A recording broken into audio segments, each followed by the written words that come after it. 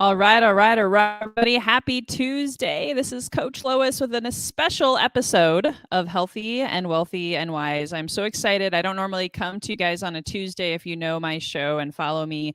We do Fridays is when we do our live shows with guests, but I have a special guest today. Just finished reading his book, and this is a special episode also because I've never had a guest talk about starseed. So we're gonna dive right in. I know that we'll have people coming in and tuning in here on the Healthy and Wealthy Wise live. And so if you're tuning in live, you know the drill. Please comment below #live and where you're tuning in from, city, state, country. We have viewers from all over the world, as well as if you're on the replay, because this is during your workday, do #replay and let us know. All right, cool. We already have someone tuning in from Texas, Austin suburb. Welcome. So good to see you, Stephen. Thanks so much for tuning in. So today we have Alexander Quinn, and I found him, I want to say it was last winter. I can't remember now. It seems like forever ago because so much has happened in my life for me. And I found him through a friend who actually was the author of the Class of Spiritualists, and he said, you've got to follow this guy. So Alexander, you didn't know this, but that's how I found you. And it's actually your interview with Linda Good McGillis, again, some time back on your YouTube channel. And I just fell in love with him and his energy and his passion. And it was all part of my own personal spiritual transformation of understanding, who am I? And I've always felt like the black sheep of the family. I've always felt a bit of an outcast, and I've always felt a little bit different, Alexander. And so when I found you and then I read your book, dun, dun, dun, dun, don't know if you guys can see it, Starseeds, What's It All About? The 360-degree fast track to mastering ascension. I was like, oh my gosh, I really understand myself so much better. So today my hope for you guys is to learn about starseeds, hear and experience Alexander's energy, and maybe get some answers, get some clarity. And at the very least, if you're intrigued, inspired, you got to get his book. So we'll talk about where you can get that later. So Alexander, you are the expert on, well, for me anyway, starseeds and 5D ascension. So how did you get to be doing this? I'm very curious. Okay, I was working in the music industry in Nashville. I was writing with John Bon Jovi's writer. I was in a band. I was in a covers band. On a Wednesday night playing with Kid Rock's lead guitarist Kenny Olson. I was dating a well-known country star. I was living like a kind of rock star pop life, totally different to what I'm doing now. And my sentiment was different, like everything. Like I was a completely different person. I wasn't spiritual at all. I was working in the music industry, and then I was at someone's house, and I was putting a glass on a shelf, and I slipped and fell, and I smashed my head open here, and I had a terrible accident, and I woke up in hospital with blood all around me, and it started a very profound spiritual awakening that was almost instantaneous. I started seeing spirits. I started seeing orbs. Later on, I started having ET experiences. I left the music industry completely, changed my diet, changed my lifestyle, started getting into spirituality, although it was not a total freak accident in terms that I fell into this line of work, because my great-great-grandmother was a survivor of the Titanic. She alighted an island because she got a premonition that the boat was going to sink, so she got off and survived. Wow. My great-grandmother was one of the first people to have a column in the Telegraph newspaper here in the UK. My uncle is a professional tarot card reader for politicians and people. My mother was a psychic. So it does run in the family, but it clearly took an accident to kind of kickstart something inside me to facilitate, these gifts and things coming out. Because I was leading a very linear, very basic 3D non-spiritual life. I had, not connected at all. I was doing, a lot of things that I don't do now. So when I came out of hospital, I came back to the UK, and my whole life just fell away. I mean, everything. I had the tower card from a moment from in a tarot deck, and everything just fell away. And these gifts started coming through, and then I started having ET experiences, connecting with spirit. Claircognizance, clairaudience, clairability started kicking in, and it just went from there. Built and built and built. Then I started the YouTube, then I wrote the book, and Dolores Cannon's people signed it, Ozark Mountain. So That's incredible. So, I mean, it's like Ozark Mountain. Dolores Cannon is like the Michael Jackson of the metaphysical spiritual world. So, Mm. for me to send my manuscript over there and then get a reply back is like, it's like listening to Led Zeppelin your whole life, and then Atlantic Records saying, "Hey, we want you to be on board," sort of thing. So it's really, I took this massive leap of faith. Everyone said, "Don't do it. You're wasting your time and never go anywhere. You'll be broke. It's a financial big mistake. Don't do this." A lot of people try to stop me. And it's really just gone from strength to strength. It's just been so abundant, so beautiful. And I get to help so many people on a day-to-day basis. Working with clients, doing groups. Obviously, the book is selling, internationally all around the world at the moment. And it's a massive learning curve for me, every single day. So it's just been an explosion over a very short period of time. And I'm so blessed. It's a lot of hard work. It's a lot of a responsibility, but it's so cool, and I love it. I know, and I'm glad that you had that spiritual awakening, and I believe a lot of people. I talked to thousands of people over the past 2 years. Had my own, I call it second level spiritual awakening, because I had one many years ago, and this one has been so profound. And I've studied a lot of ascension, so I wanted you to come today to talk to my audience, and a lot of them have not heard me talk about this openly. So this is, like we called it earlier, coming out of the closet spiritually. That's what we're focused on. But anyway, so can you just give them maybe the fifth grader definition version of what is a starseed? A starseed is someone that came to Earth, basically to help raise its vibration and break down systems, use their vibrational energy to help other people's Merkabas, and hold the density, raise the light, help restore the crystalline grids of the Earth, and help their ancestry paths which have been damaged on Earth, and also help Gaia transmute all the old energy and bring it into a new higher density, vibrational, dimensional, multi-dimensional world on a different timeline. Because what we do now also affects the past and the present, because there's no linear time on the other side. So we're healing the past and the future all at the same time as we go into the end of ages, which is Aquarius. It's the very last age. We have a Pisces, we have Leo, Taurus. So as we go through the procession of the equinoxes, which is a roadmap of the stars, which is plotted out as the constellations.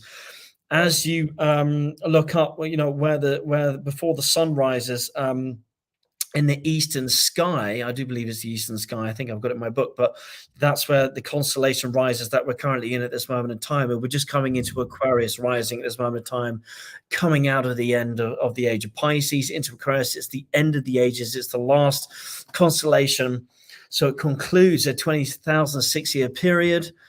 As we go around the star of Alcyon, which is the great central star in the Pleiades, because our system goes around not only around the great central sun in the center of our galaxy, but around Alcyon, and it concludes a whole lot of a whole period of time where we've been in a lower, darker, denser part of not only our galaxy, but in terms of our consciousness, in terms of our DNA. And we're going from 2-strand DNA back up to 12. We don't need to have a 24-strand DNA like some ETs. And Earth is a fast-track free will experiment. There's no place like Earth outside of our galaxy, or some people say the universe. It's a fast-track experiment where only the best of the best come to learn spiritually. That's why it can be such a hard place for people to learn. And just before you put in the next bit, we're talking about suicide awareness and suicide prevention and things like that. That's why a lot of souls come here, and they don't want to be here because it's too dense for them. So they check out. That's part of it. But it does get easier. Yeah, I'm glad you mentioned that. And I just want to give a shout out. If you're just joining us, again, Alexander Quinn here, all the way from the UK. So I know it's later there for you. But if you're just joining us, please tell us city, state where you're tuning in from. I think this is my husband. So I just wanted to give a shout out to my husband and hashtag Aquarius. I love it. I love it. Yeah. And this is for those of you who have maybe not been following my podcast. I shared this with Alexander. This month is a very important month. It's Suicide Awareness Month. A lot of mental health concerns. You know, the world has changed, and I think it's a good segue. You know, you just talked about people who can't handle the pressure, the density, and then they commit suicide or they even die, right? It doesn't have to be a gruesome death. It's just there's so much heaviness, is what you're saying. Yeah, a lot of people who try to commit suicide actually get brought back. You know, not all of them do pass over. They get brought back, and you know, the ascended masters and their guides bring them back and say, "Hey, it ain't your time yet." So that's where you get a lot of these NDEs. Also, you get NDEs on the operating table as well. So yeah, it's some people want it to be their time, but they come back, and they have to work through generational curses, generational densities, and fill out their soul contracts and missions and so on and so forth. Yeah, that's a perfect segue. So I've shared this a lot with my clients just recently because I went through a lot of pain, a lot of grief, a lot of loss, in leading up to really from my first awakening in 2007 to 2021. I had 10 friends commit suicide. My mom died. My dad died. My brother died of alcoholism. You know, so there's all of these wounds, the mom wound, the dad wound. There was a lot of shame, worthlessness, all of the stuff. And by following you and a few others, I didn't feel alone. I was like, oh, it's okay to feel. It's okay to look at my shadow, because I don't know what it's like in the UK, but in America, it's all about happy, positive. Don't never let them see you sweat. You got all your shit together. Everything's perfect. How are you? I'm fine. I'm fine. I'm fine. Right. And yet you talked about generational curses. And I know that that's why I came here, was to break those. And I had to, right. Go through those wounds, really feel them, really look at them, even though that was very painful and scary, right? Now I'm through a lot of that, and I feel so much more love, so much more joy, so much more bliss. So, from your perspective, when you talk about generational curses, let's talk a little bit about why it's so important for us to work through these wounds as star seeds, or even if they don't know if they're a star seed. Can you speak to more why that's so important? Well, in an inverted matrix, all the codes are inverted in the wrong way around. So, so we're taught that we have to be in this blissful, happy state all the time. A lot of people in the spiritual community, we have things called chakras, or energy meridians of the body, starting with the crown at the top, the root at the bottom, the heart in the middle, the gateway between the physical and non-physical. A lot of people in the spiritual community, or the spiritual world, empaths, people with master numbers 23. 11, 33, people who are very intuitive, they want to try and spend a lot of time. This is a problem for awakened people and unawakened people, because a lot of people in the spiritual community, they want to be all in the crown, in the third eye, in the non-physical. They want to be out of their body all the time, because the physical world, was too difficult for them. So they want to have a non-physical experience. But we're going to take our body in with us into a higher vibration. So it's really, really important actually now, with these massive solar activities, Aurora Borealis coming in, these CMEs, these big punch gamma waves that are coming from our sun, activated by things that are going on, other things I'll explain that in a minute, but they're activating our DNA. So we've got a lot of gamma waves coming to Earth. We've got a lot of electromagnetic alteration happening at this moment in time on Earth and off Earth. We talk about the Schumann resonance, all this kind of stuff. And it's really, really important that we are switching on our DNA. But, a lot of trauma, a lot of sexual trauma as well, and abuse is often caught up in the lower meridians of the body, the sacral root. And we've got to do our root work. We've got to release all this generational and ancestral trauma that sometimes comes back through and sometimes manifests as disease and things like that. Sometimes it can be issues in this lifetime. But you can't go into a higher vibration or an ascended planet carrying a dark remembrance, not only in your consciousness, but within your cellular makeup. So you've got to heal that, but not only as an individual, but as a collective, so that we can go up into these higher vibrations. And those that really, really struggle to do that. Can't do it on a cellular level, especially much older people who are not in good health. They are passing over. And we had a massive reset. I won't say the word because, some of the algorithms don't like it, but the 19, a lot of people left Earth during that time. And as we get these massive waves, we're getting a lot of, we are getting more and more people leaving. So it's now's an important time to just to take a little bit extra care in the body, hydrate, all these sorts of things. Because when for example, when I get in touch with Arcturians or mantis beings, and I'm doing my meditating or I'm channeling something, my heart has to be open. All my chakras have to be aligned. My heart has to be open. It has to be clean. I can't go in having had a massive argument with my girlfriend, thinking that I hate her, because you can't reach those higher vibrational densities and match the and it's the same with our collective. So we have to heal all these things in our heart, but all the wounding in our root and sacral and all these things, both in this lifetime and the previous lifetimes, because it changes the dimensional timelines in the past and in the future. So it's imperative we do that first as we're going up, because you can't go forward unless that is done. I love it. Yeah. And I recognize that. And I talk a lot about it more now with my clients as a sales coach. If you want to sell from a loving space, a heart-centered space, you got to work on your own heart, right? And work through the not enoughness and the not worthiness and all of that. So, I know inside of the book, and I do want to mention, if you guys have any questions, this is the beauty of doing this live, Alexander. I love it. If anyone does want to throw down a question, this is a good time to start doing so, because depending on how many questions we have, we may go longer with this show. So this is a great opportunity to ask questions, and hit the share button. Sharing and caring, if you know someone, especially if they're struggling with mental health, or if they're struggling with these ancestral wounds or past life wounds, and they're like, I don't know what to do with this. That's another reason why we're bringing awareness to this, because we want people to know that they are not alone, and they're not going crazy. So you talked about the first wave starseeds, and I would like for you to share a little bit more about that, because that was very powerful for me. And I don't know if I don't remember if you broke it down to like certain years or a Gen X, or where that cutoff is from the second wave. But can you talk about first wave, what they did to lay down the groundwork, and then what the second wave is being called to do now?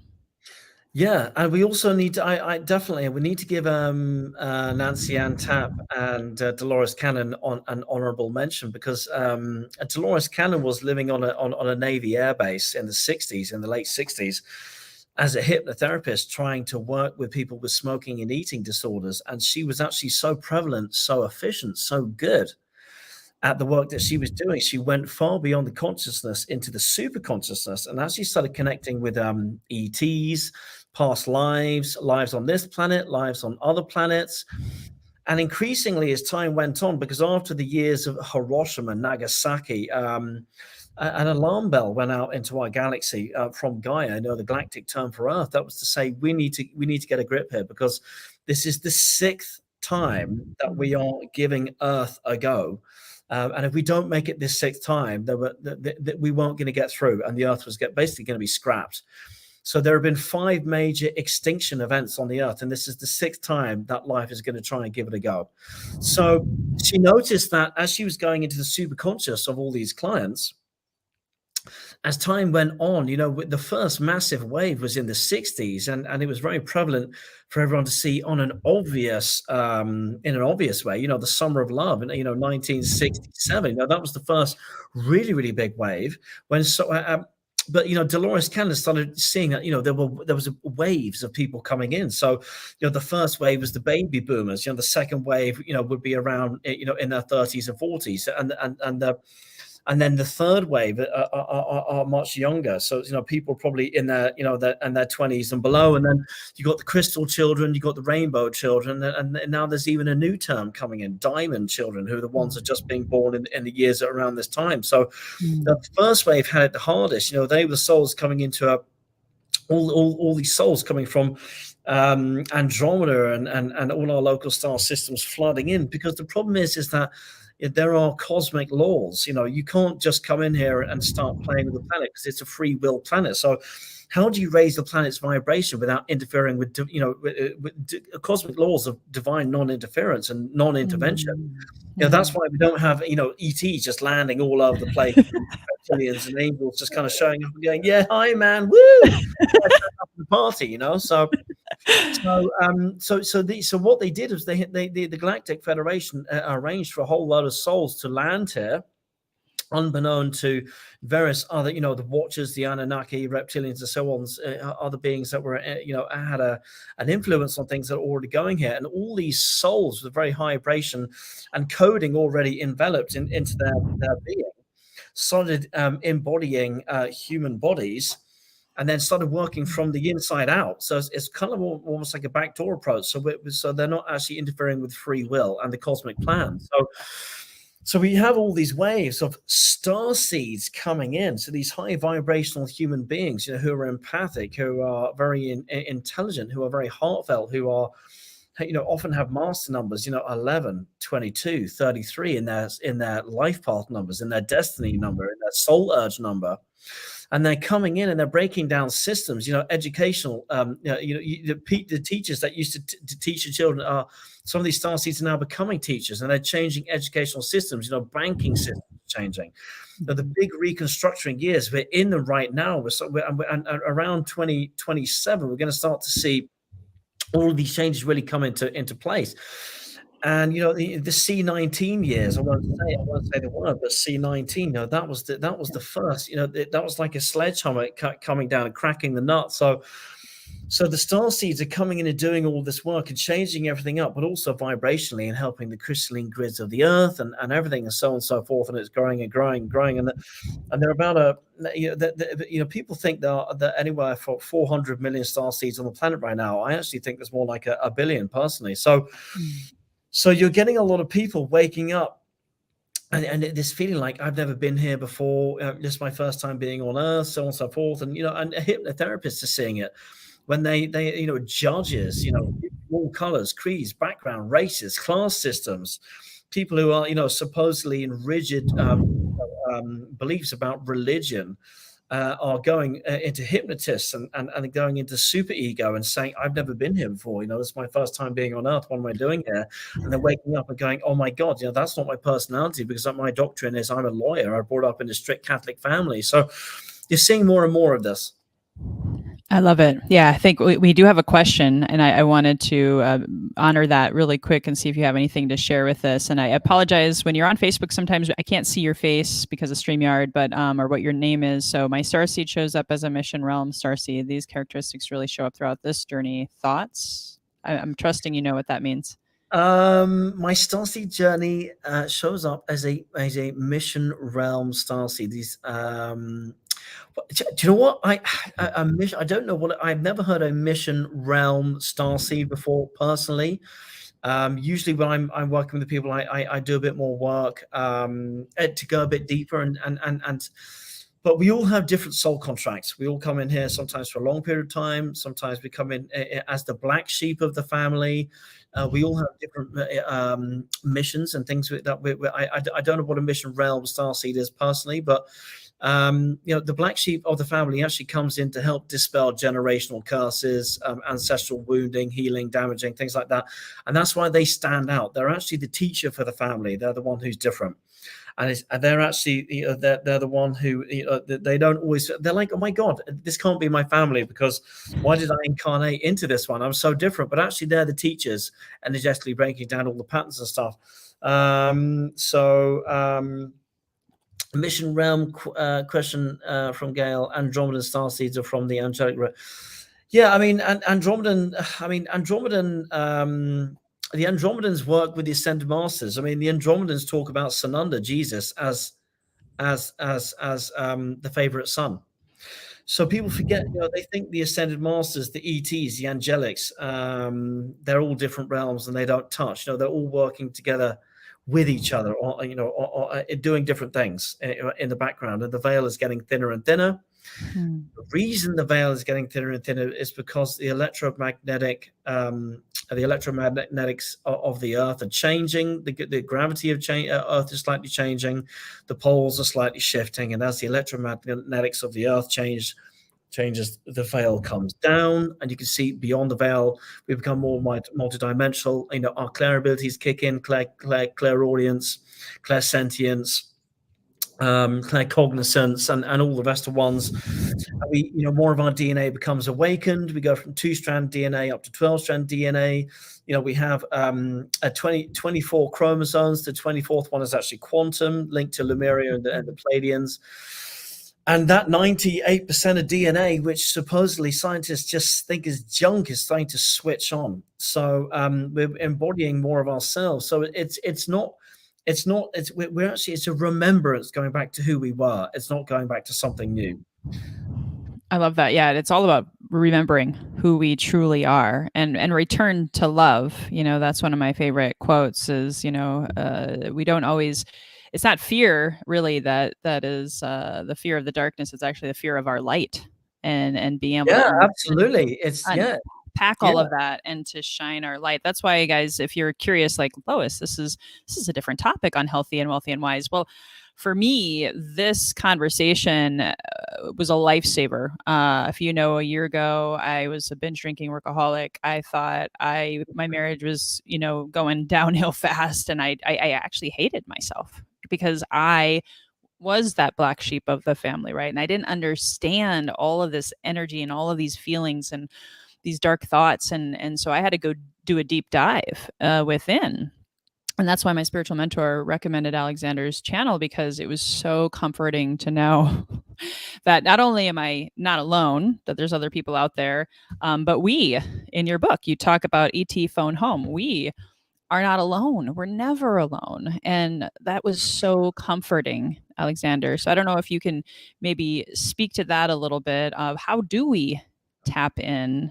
First of all, how does someone know for sure if they're a starseed, and does that even matter? It would be my first question. And then if we want to tap in, how do we tap into that universal consciousness, that ET phone home?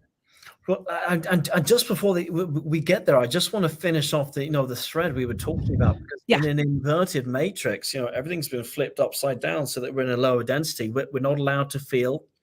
We're not allowed to have intuition. We're not allowed to be in the heart. And your psychic abilities and everything are all feeling and intuition that come from the heart and not the mind. So when you're doing your shadow work and you're releasing your trauma and you're releasing your densities, you have to feel that in order to bring it to the surface, to alchemize it. So that sometimes that can density can come up as depression, or it can come up as you're not feeling great.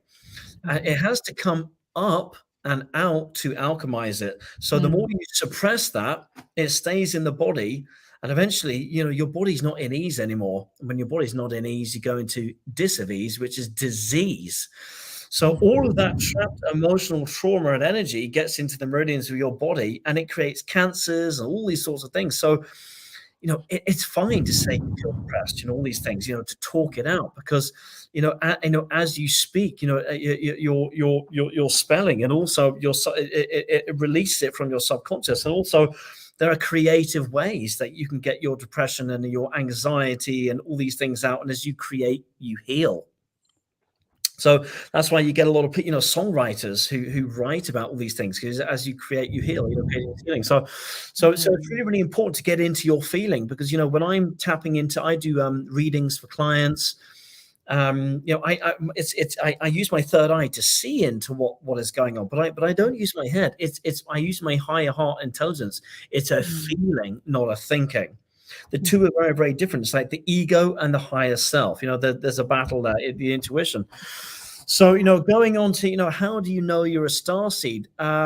It's a very, very big topic, and it's very multifaceted. A lot of starseeds wake up to the idea that they might be a starseed. They start thinking about it. That sometimes that alone is intuition enough that you probably are, if you're having those thoughts, because it means something, a part of you is actually waking up. But personally, I always like to have a client session and go a bit deeper, find out what star system they came from, do a soul reading, stuff like that. But But if you're interested in UFOs, if the spiritual side of you is waking up, if you think that you need to get out of the matrix, you need to get out of the 3D world, you don't fit in. You probably are a starseed. You're probably a multidimensional being incarnated in the body, especially if you're a black sheep in the body, especially if a lot of autistic people on the spectrum, people who don't fit in, creative people. People who were bullied at school often are starseeds, things like that. So there's a lot of different levels and layers to it. I love it. Perfect. There was a quick question here. I think this might be Gail as well. Is there a possibility that the Earth will miss our 6th opportunity to ascend? There is no possibility that we will miss our 6th level. The Earth did ascend in 2012 as predicted by the Mayans, but it was a close call. We only just hit the marker at the 11th hour. It was a close call. Now, we ascended in 2012, and I can hear all of your audience saying, yeah, but it doesn't feel like it. I don't see it. And that's because time on the other side, galactic light years pass very, very quickly in a much higher multidimensional, higher density reality. Earth is a very dense, sludgy, thick, treacle-like reality to wade through. So what, as we ascended in 2012, it happened instantaneously. So the Galactics are already aware. They know it's happened, but it takes years to filter down into our reality, sometimes 10 years. And we're only just starting to see 1 or 2 of the benefits of that now in our lower dense reality. But we did ascend in 2012, and it's now a done deal. Just because you can't see it and you can't think it, it is not real. You have to feel it. It's like when I'm in communion and I'm doing contacting ETs, nocturnes, and so on and so forth. It's a feeling. Sometimes when I put out a video and I say, and I do like this month, I'm going to put out a video on my YouTube all about the energy of September. There are some things you can't see, but people say, well, I didn't see that. That never happened. And I said, well, your eyes will deceive you in a lower density. The spirit world is the unseen world. You can't see the spirit world. You have to feel it and tap into it with your feeling and your high heart intelligence and your third eye. So energy is the unseen world. You can't see it with your eyes. You have to tap into it. And that's when you have to be intuitive and multidimensional, all the rest of it. So the Earth did ascend in 2012. We have done it. We have pipped the marker. We didn't have to blow ourselves up, which is what the ancients potentially predicted if we didn't get it right. The Palladians blew themselves up with nuclear technology. And actually some of the angelics actually saw even further back. They thought around the Cold War, when the Berlin Wall went down, that we actually might have done it even then, around the harmonic convergence, which is 1987. That's why in 1987 they said that the potential of Earth, we might actually do this. So that's when the energetic grids and the electromagnetics of the Earth started shifting. So that we did cross the marker, which is what it was looking very likely. The energetics, the electromagnetics of this Earth have to be ripe and changed enough for our consciousness to develop as well. So that's the ionosphere measured by the Schumann resonance, Dr. Schumann. So when you go to 2016, the Schumann resonance had been sitting at which is the calling card of Earth, 7.83 for all of recorded human history. And then in 2016, we got this beep, and everyone's like, that's strange. It went up to 30. Never seen that before, ever, in the whole of recorded human history. And they thought it was an anomaly. Wow. And then it went boop again, and then it kept boop, boop, boop, boop, boop, like it was like a party, going like this, and it kept going up and up and up, up and up. So we're seeing these massive electromagnetic changes, and if you look at the permissible tolerances of the actual navigational systems that they use for boats, Google Maps, all these things. So a couple of years ago, it was so outside the permissible tolerances for navigational apps and things, they had to rewrite it. So as you go up into a high electromagnetic world, and the pole, the pole is skittering away from Canada over Siberia. You can actually you can track it. You know, you have to, you know, the earth has to change herself. It's not just us doing it. The earth Gaia is doing it too. She's changing, she's shifting. And that's why you're getting a lot of beaches. You're getting a lot of whales beaching themselves. You know, migratory routes of birds changing. That's why you got people leaving their jobs. You know, it's happening to the humans as well. You know, we've got the Great Resignation years. Is that a fluke? Is that a coincidence? You know, everything is changing. People that had old relationships in an old energy are getting divorced. They're leaving their old relationships. They're getting into new relationships. You know, they're changing their jobs. They're changing who they are. They're changing what they eat. They're changing how they live. You know, they're changing how they're thinking. We're getting ascensions. We're getting the heart palpitations. We're getting the dizziness. We're getting, you know, diets are changing, all these things. So you can physically see it in the body. You know, psychology is changing as our DNA is switching on, which is being influenced not only by the electromagnetic sphere and the ionosphere, which is from here to 30 miles above us, but also from all the gamma, which is being emitted by our sun in these massive waves that you keep seeing all the time, gamma, which is affecting our DNA and turning us on.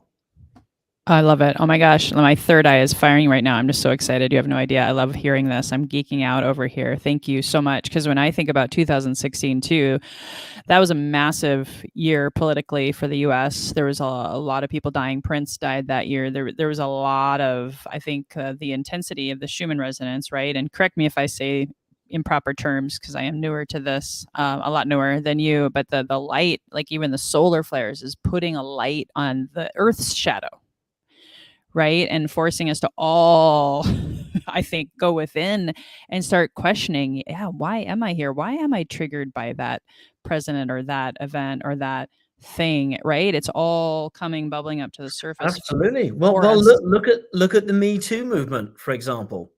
Look at the Me Too movement. You know, look at all these truths that are coming about up about our systems and things. You know, if you take a fluorescent light in a well lit room, and you shine it on a kitchen surface, dirt appears that was always hidden in plain light. So you know when the New Age spiritual community talk about there being more light on this planet than ever before, you know, there's darkness now appearing in plain light that was always there. Yeah. Yeah. 100%. I mean, with George Floyd, what happened here in America, I mean, that was felt around the world. The racism, the sexism, just a lot of things are being openly discussed 100%. And I think that's important for people to understand why, because there is that doom and gloom. The sky is falling, the world is going to hell in a handbasket, right? But knowing what we're talking about here, oh my gosh, we can alchemize it, as you said. So how can someone, if you have any quick tips, and I know I talked about the ET phone home, and we'll get to that if we don't run out of time or if we have more questions, but how does someone who believes they're a starseed, they're feeling depressed, they're going through this stuff, do you have any quick tips on how to ascend a little faster or to work through that shadow work a little bit more efficiently? Yeah, absolutely. The best way you can ascend is to go onto Amazon and buy my book. It's $14.99. It's $14.99, and all the information is in there. And if you could buy one for all your family as well, that would be great. I'm so glad you brought that up because, of course, this is all about the book. We want to make sure everyone buys the book. So go buy the book. No. On a serious note, I had to. I wanted to have a bit of fun because. You know, but you know, when I contacted a mantis being recently, and you know, people think these ETs are very serious. You know, they have a sense of humor as well. You have to laugh and play, but you know, how do you alchemize and transmute? That was your question, right? Mm-hmm. Yes, sir. The way you do it is you need to live in your authenticity. And a lot of people in an old energy, you know, prior to 2012 didn't live in their authenticity because they weren't getting the signals. Everything was about an external world. Everything you had to be told what to do. Your parents told you to go and be a doctor. You know, the external world told you who you could be, what you couldn't do. You know, no one had a feeling. No one had an intuition. You know, it wasn't the intuition saying, oh my God, I'm getting this intuition from inside. That's who I need to be. That's who I need to go. And that's what I need to go and do.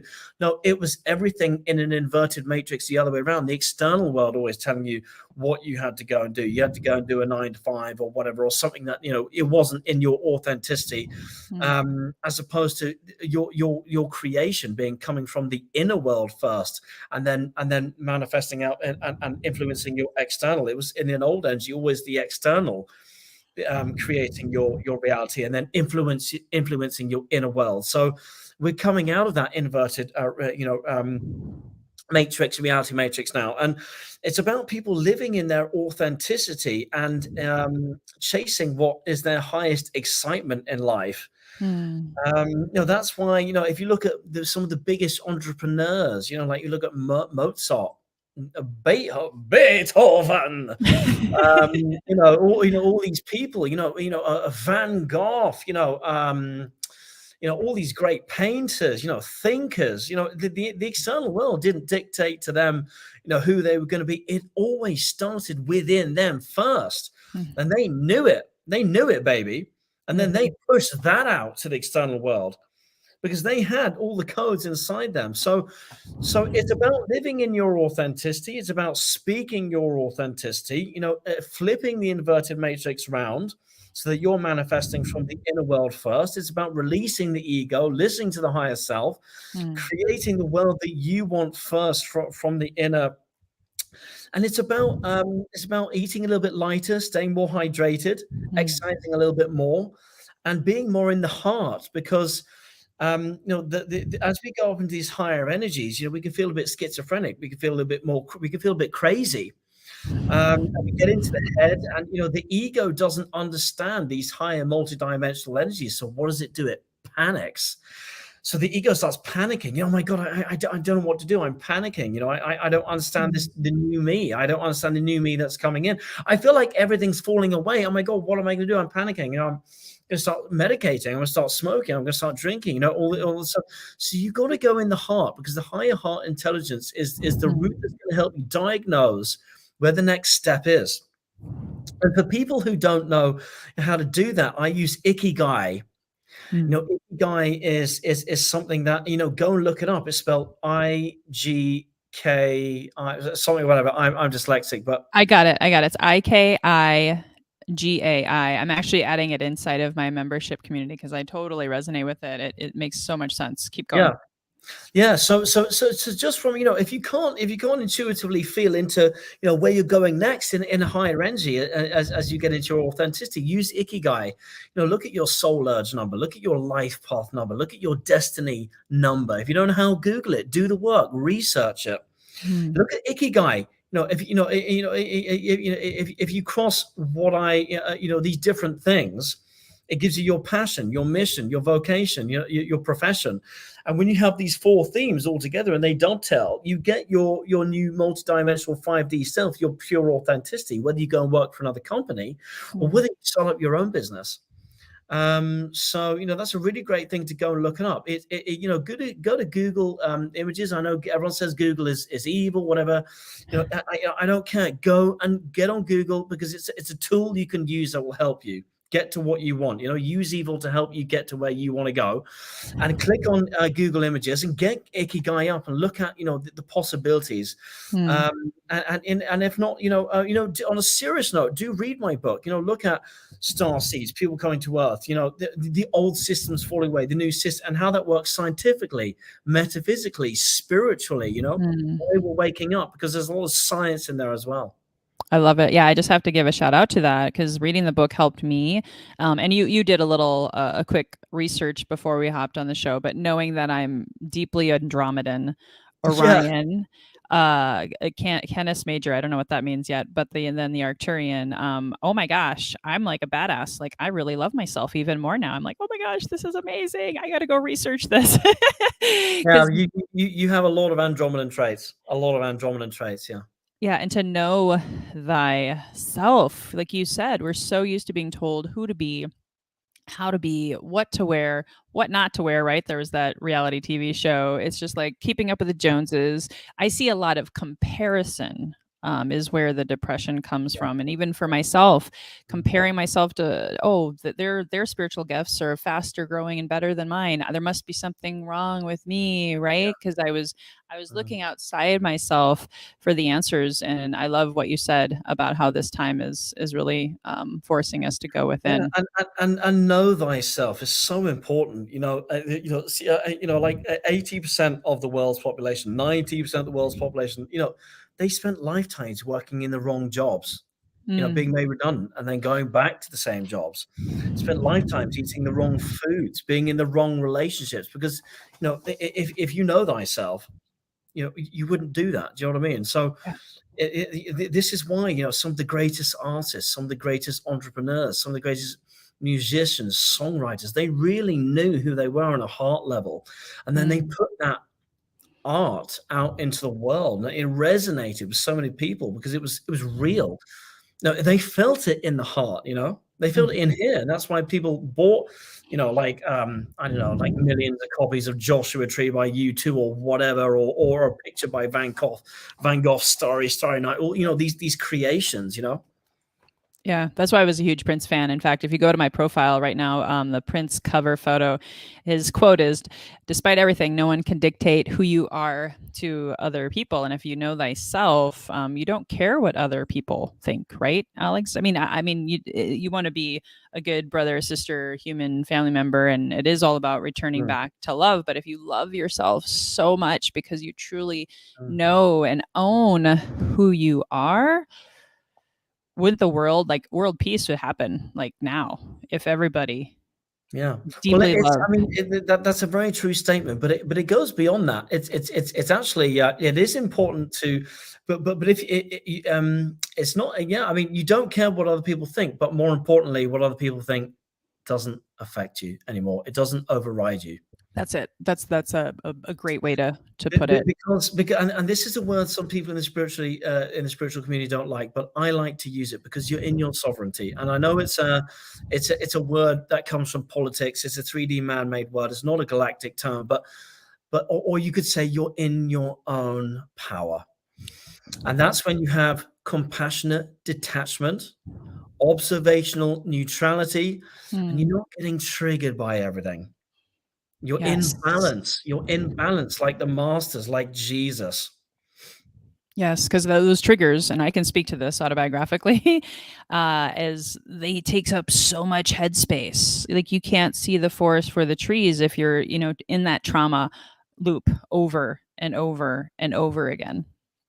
But it is really, really important. The universe and spirit brings us people to show us things. So it is important to watch what the people around us are showing us, because sometimes they are portraying the mirror image of things within us that we need to heal within ourselves. That's how we work as a collective. We're all working with each other, for each other, to help each other, but also show each other different parts of our wounding, feminine and masculine, and our shadow work that need to come up as density, to come up and up. But sometimes we can't always see it in ourselves. We have to have someone else to trigger us in order for us to see it. But there's a difference between seeing it and being triggered by it, because when we're triggered by it, we're not in control of what we're seeing. We're seeing it, but we're too much into the trigger of it, and we're over feeling it, and then we come out the heart, we go back into the head, we overthink it, and then we act in the wrong way. Yeah, I will tell you this, and I don't know if you can speak to this. And I know, guys, if you have any questions, this is your last opportunity to throw them out. We're going to be winding down here. I shared with you, I actually read your book over Labor Day weekend and enjoyed it while doing ayahuasca in Joshua Tree. Great. And it was so amazing.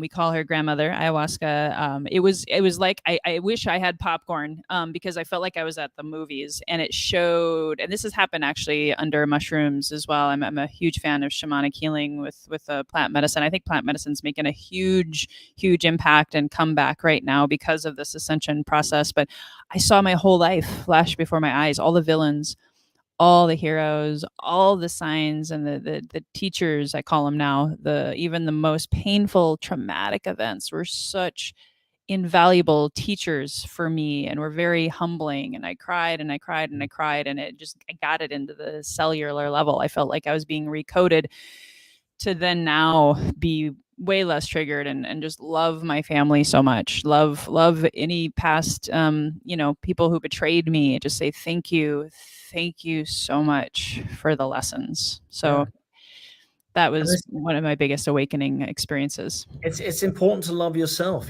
People think that is self-serving, but it's not, because we don't love ourselves. We are separated from ourselves. We're separated from God. We're separated from all that is.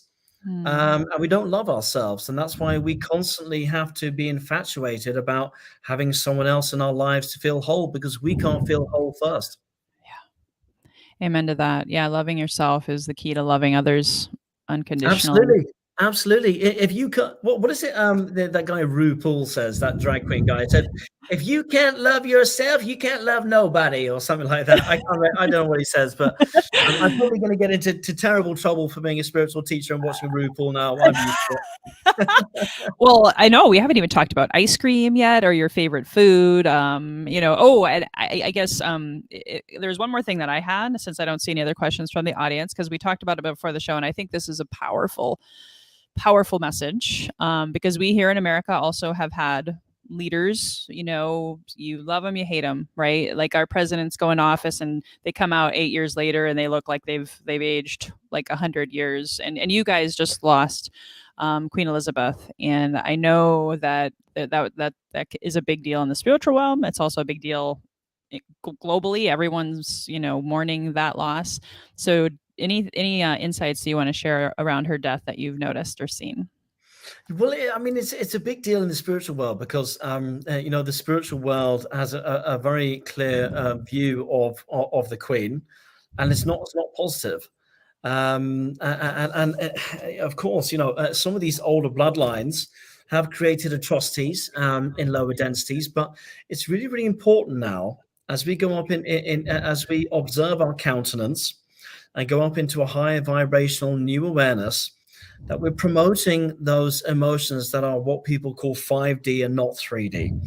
So we're not going to heal the past with more hate, more anger, and more resentment.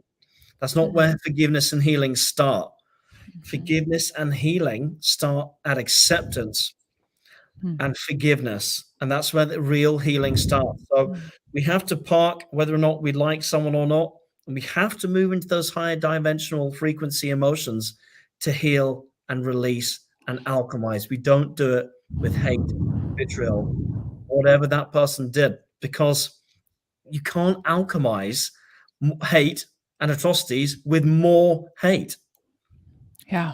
And it's fascinating how even the death of someone creates triggers, right? And creates the opportunity to look at your shadow or your anger or your hate and say, this is just sharing with everyone, my own journey with that too, is how do you come to peace? And you said it, forgiveness, acceptance. I don't want to bring up the Holocaust, but what happened in the Holocaust was one of the worst atrocities that's ever happened to mankind, ever.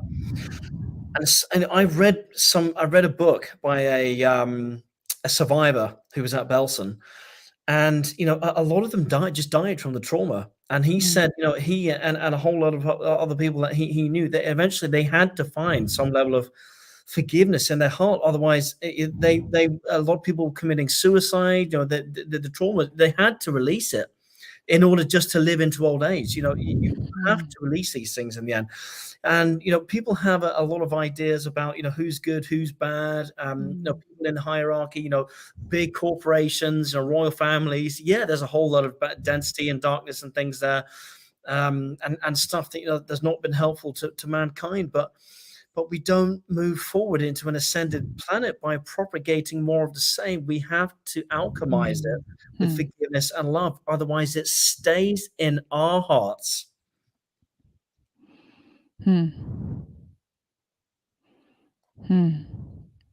Thank you. I'm just soaking that in, because that's such a profound message. It's so important for all of you to just let that sink in. Is where are you holding on to that hate? Anything like you talk about here at Healthy and Wealthy and Wise, that's where we want you to be and become your highest and best version of yourself, whether or not you're Starseed, whether you thought today's episode was Cuckoo for Cocoa Puffs because you're like, what are they talking about? Aliens? It is cuckoo. That's why it's so entertaining. Well, I know we're wrapping up here. I want to make sure, and I'll put this in the show notes as well, but where can they buy your book and where can they find you, Alexander? And then I do have one more closing question that I'd like to ask. Yeah, I'm on YouTube. You can find me on Telegram as well. I've got a new video coming out this Friday about the energies of September. Yeah, I mean, just type Starseeds. What's it all about? The book is everywhere. It's WH Smith, Amazon, Goodreads. It's everywhere. You won't have a hard time finding it. Awesome. Is there anything else that's really heavy on your heart, or if you want to speak some light language to my audience, I'm also open to that. Anything else that you want to share before we wrap it up here? Yeah, you promised we'd talk about ice cream. What's your favorite flavor? Mine is Rocky Road. I don't really eat a lot of ice cream anymore because I eat like vegan ice creams and stuff, but I used to love that Deletch one, which is caramel. It's Haagen-Dazs caramel, salted caramel and vanilla. Okay, awesome. Yeah, I don't Okay, ever so eat you want to do ice some cream light anymore. language, yeah? That would be amazing. And maybe explain, because this will be the first time on my show as well, what is light language? And then I would love for you to share. Light language is the language of the soul. So the soul is very, very old. It can be hundreds of thousands of years old. It can be millions of years old, and sometimes it can be billions of years old. The soul is eternal. It never dies. We just keep coming back, coming down, going to other star systems, and as we go to other star systems, the soul has a language. Obviously, in other places they don't speak English. So star language is the language of the soul. And you don't learn star language, you remember star language. And my star language is Syrian and Arcturian, because I have incarnations from, I actually don't have that much incarnations in Syrian. But I do have a lot of incarnations in ancient Egypt, which is that Syrian essence that comes through. So the Arcturians, if they were to come down here and speak their soul essence, they don't speak in English. They speak light language. It's the language of the stars. Mine is Arcturian. So when I speak it, I'm speaking Arcturian. Beautiful. So let's wrap up on some light language and see what comes through.